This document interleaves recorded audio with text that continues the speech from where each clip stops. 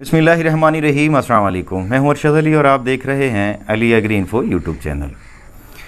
देखें, पाकिस्तान में ताहाल मौका धान की फील्ड में फार्मर्स को सबसे ज़्यादा जो परेशानी का सामना है वो बैक्टीरियल लीफ ब्लाइट है, जो कि ये महदूद सी लिमिट में रह के हमलावर हो रही थी। वगरने तो बैक्टीरियल लीफ ब्लाइट इतना मौका नहीं देता। ये शाम को फील्ड की पोजीशन और होती है और सुबह को इसकी पोजीशन और होती है। ये रातों रात इतनी स्पीड के साथ फैलता है। तो ये वैरायटीज़ जिनके ऊपर BLB का अटैक रहा है या इनके ऊपर ताहाल मौका हमला है, तो अब ये सारी फसलें पैनिकल स्टेज को पहुंच गई हैं। अब कहीं पे ये गोप की हालत है, कहीं पे मुंजर डिलीवर हो रहा है और कहीं पे पोलिनेशन का अमल चल रहा है। तो फार्मर्स जो हैं वो शिकायत करना शुरू हो गए हैं कि मुंजर के रंग काले पड़ रहे हैं, इनमें फोक बढ़ रही है। देखें, ये बैक्टीरियल पैनिकल ब्लाइट का ही हमला है और ग्राउंड रियलिटी देखनी पड़ती है। ये अलग बात है कि शीथ ब्लाइट शिद्दत इख्तियार कर जाए तो इस तरह का मामला हो जाता है कि दाने काला बढ़ना शुरू हो जाते हैं, फोक बढ़नी शुरू हो जाती है और निक ब्लास्ट की वजह से भी ऐसा पॉसिबल है। और काफ़ी सारी डिजीज़ हैं जिनकी वजह से ऐसा होता है और कुछ पेस्ट इस तरह के हैं जिनकी वजह से इस तरह के मामला को फेस करना पड़ सकता है। लेकिन ग्राउंड रियलिटी देखनी पड़ती है। इस तरह की कोई डिज़ीज़, कोई पेस्ट ताहाल मौका हमारी फसल के ऊपर हमलावर नहीं है कि ये नौबत पहुँचे। हाँ, अलबत्ता BLB का अटैक है, कहीं पे ज़्यादा है, कहीं पे कम है। और जो तस्वीर फार्मर्स दिखा रहे हैं उन्हें देख के भी यही तस्दीक होती है कि ये बैक्टीरियल पैनिकल ब्लाइट का हमला है। तो ये चीज़ तस्दीक होने के बाद थोड़ा सा इसके मुताल्लिक समझने की ज़रूरत है। एक तो इसकी सबसे बड़ी खामी ये है कि ये बीमारी पोलिनेशन ही होने देती, पोलिनेशन को तबाह कर देती है, जिसकी वजह से दाना बनता ही नहीं है और वो स्याही माइल कलर में तब्दील होकर फोक बन जाता है। और एक बात ज़हन में रखें, ये पूरे एक मुंजर में किसी किसी दाने पर भी हमलावर हो सकता है, मुंजर के किसी एक हिस्से पर भी हमलावर हो सकता है, पूरे खेत में किसी एक हिस्से पर हमलावर हो सकता है। लेकिन ऐसा नहीं होता कि ये सारी फील्ड पे एक बार की हमलावर हो जाए। जो मुंजर इससे महफूज रह जाते हैं वो अपना अगला प्रोसेस चलाते हैं, पोलिनेशन करते हैं, दाने बनाते हैं, सारे मामला रूटीन से लेके चलते हैं।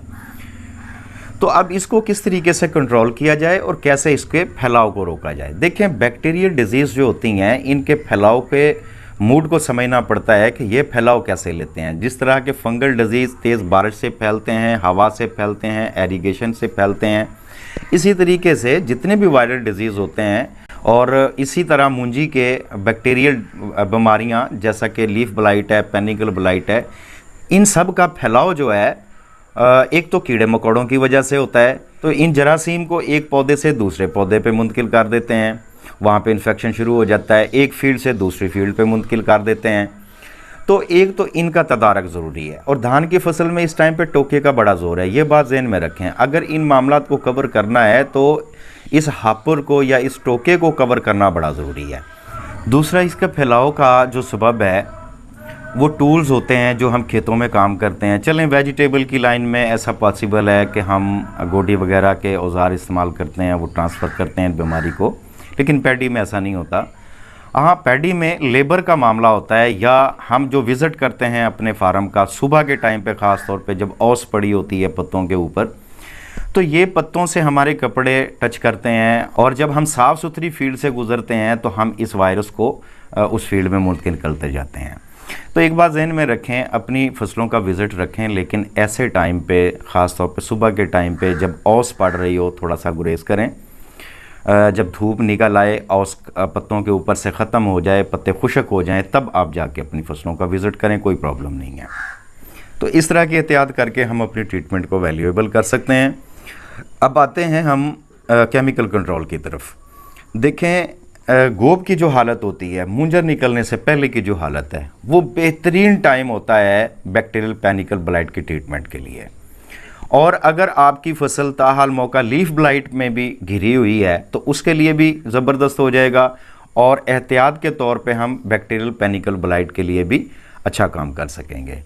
तो गोब की हालत पे चूँकि हमने वैसे भी फंजीसाइड यूज़ करना होता है, थोड़ी सी इसमें तब्दीली की ज़रूरत है। यहाँ पे हम नेटिवो का इस्तेमाल करेंगे। ये 90 ग्राम पर एकड़ के हिसाब से हमने यूज़ करना है। इसके साथ में कोई भी एक बैक्टीरिसाइड प्रोडक्ट शामिल करें और इनमें आप तरजीह दें वैलिडामाइसिन को, टेट्रामाइसिन को, कसोगामाइसिन को اور اس کے علاوہ کوسائڈ یعنی کاپر ہائیڈروکسائڈ. تو ان میں سے جو آپ کے لیے آسانی سے دستیاب ہو جائے آپ نیٹیوو کے ساتھ ملا کے سپرے کروائیں, یہ فائدہ مند ہوگا. دوسرا ایک پرابلم اور بھی ہے. اب بہت ساری فیلڈ ایسی ہے جہاں پہ مونجا نکل چکا ہے اور اٹیک دیکھنے کو مل رہا ہے, لیکن اس فیلڈ میں پولینیشن کا عمل بھی چل رہا ہے. اب پولینیشن کے دوران تو ہم سپرے کر نہیں سکتے ہیں. اگر پولینیشن کا ٹائم گزار کے سپرے کریں تو یہ ویلیویبل نہیں ہوگا, اس کا تو فائدہ ہی کوئی نہیں ہے, دوائی ہماری ضائع ہوگی, جو نقصان ہونا ہے وہ تو ہو چکا ہوگا. تو اس کے لیے ایمرجنسی صورت میں ایک فارمولہ ہے کہ پہلا جو ٹائم ہوتا ہے تقریباً 10-11 بجے تک, یہ پولینیشن کا عمل ہوتا ہے. خول اپنا منہ کھولتے ہیں اور پولینیشن کا پروسیس چلتا ہے. یہاں پہ آپ کسی بھی قسم کا سپرے, ایون کہ خالی پانی کا سپرے بھی نہیں کر سکتے ہیں. دانے کے اوپر پولینیشن کے دوران جو پانی بھی پڑ جائے گا تو اس کا ڈر ہے کہ آپ کا دانہ جو ہے نا وہ کالا ہو جائے گا. تو اس لیے اس ٹائم کو آپ سکپ کریں اور 1-2 بجے کے بعد آپ سپرے کروائیں. اور اتنا کیئرفلی ہو کہ آپ اپنے ٹینکی مین کو سمجھائیں کہ آپ نے شاور اوپر کی طرف رکھنا ہے, نہ کہ ہمارے مونجر کو ڈائریکٹ ہٹ کرنا ہے. تو شاور جب اوپر کی طرف رکھیں گے دوائی اوپر جاتی ہے اور اوپر سے نیچے کی طرف ہمارے مونجر کے اوپر گرتی ہے, جیسے بارش کی سی صورت میں یا اوس کی صورت میں. تو یہ طریقہ ٹھیک ہے. اس طریقے سے آپ اس ایمرجنسی ٹائم کو کور کر سکتے ہیں.